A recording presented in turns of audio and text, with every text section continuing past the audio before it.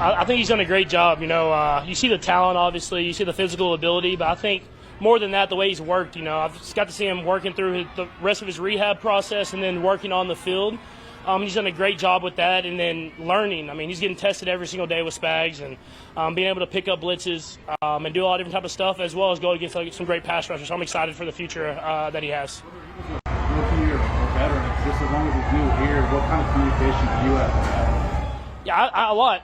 That's why we sit in the film room and we talk through these things. I'm talking to that whole line, and we have to all be on the same page. And I think it's going to help him a lot that Creed's there and Trey and some of these veteran guys that know kind of how I talk and what I mean when I say stuff, as well as just us meeting together and having that communication. And like I say every training camp, the best test you're going to get is against Spags. So going up against him, seeing those blitzes, communicating, that's going to help us a lot as we get to the season. How excited were you to see Trey and George sign long-term deals with the Chiefs? I'm extremely excited. More than the player, the people that they are. Y'all know Trey, y'all know George. Come to work every single day, attack the day, great teammates, great people in the community, and that's what you want on your team. And so we've built a great culture here, and to have guys like that get rewarded for how they play, but also the people that they are, it's a great feeling, and it keeps guys wanting to come out there and being the best every single day. You guys have said you want to throw the ball downfield. How good does it feel to hit Worthy on the very first play downfield? Yeah, for sure. That's what we got to do. We got to keep doing it, though, and we got great corners, so there's going to be a lot of challenges for us. But even on some of those that we throw incomplete, that we're throwing it down the field, we can talk through those routes and talk through that stuff. And so that's the mindset, is getting back to throwing the ball down the field.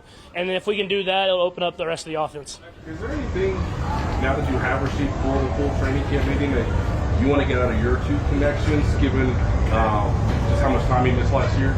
Yeah, you saw it at the beginning of last year with him being in the full training camp, and another year of us and our communication. And it was going off to a very hot start, but he attacked the rehab process now and has came back ready to go. And so had a good first day today. We'll continue to work, continue to get better and better, and he'll evolve his game to be even better than he was at the beginning of last year.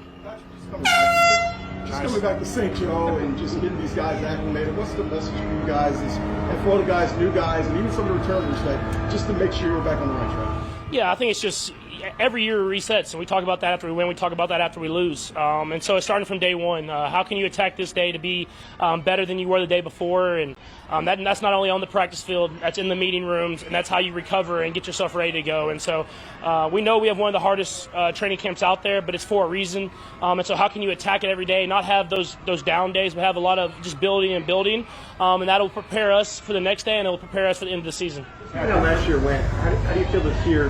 What is this year going to mean to Hollywood Brown, and maybe what he can mean for your offense? Yeah, you could see at the beginning in training camp last year and in that even the first play of the preseason, he's going to be someone that's going to make plays for us. And so we'll just continue to evolve. And even though he wasn't playing, he was in those meeting rooms last year, so he has an understanding for kind of how we do things. And then at the end of last year, kind of getting thrown in, he made some plays and did some stuff in a very hard situation. And so I'm excited for him.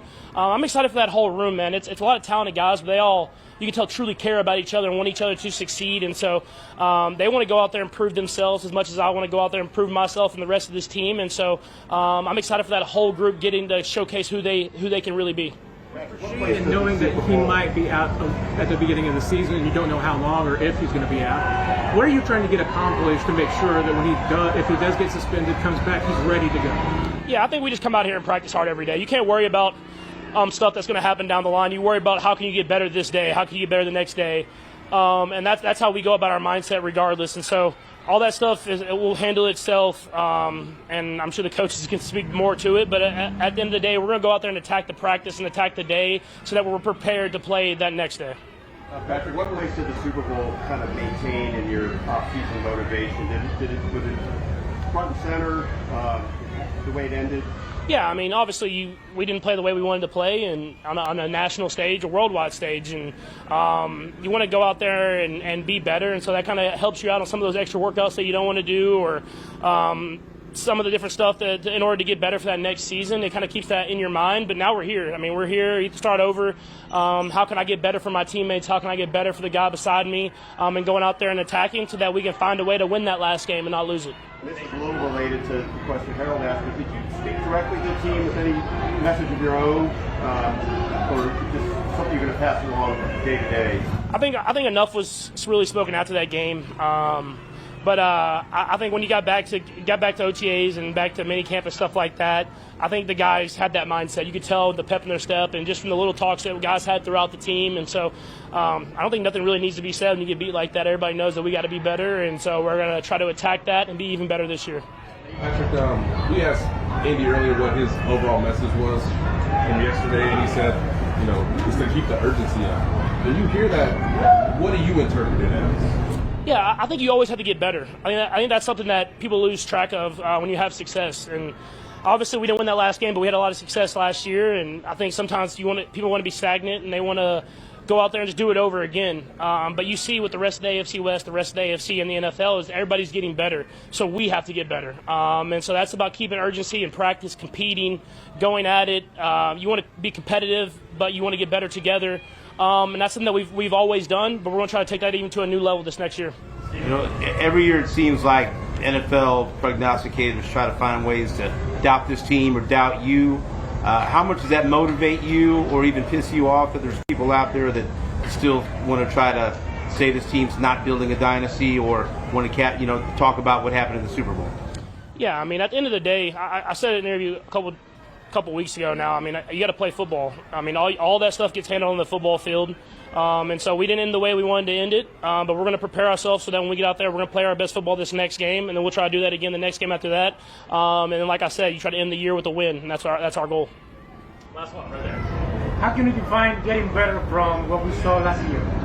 Yeah, I think for me, I got to be better at throwing the ball down the field. I mean, obviously that we weren't good enough there.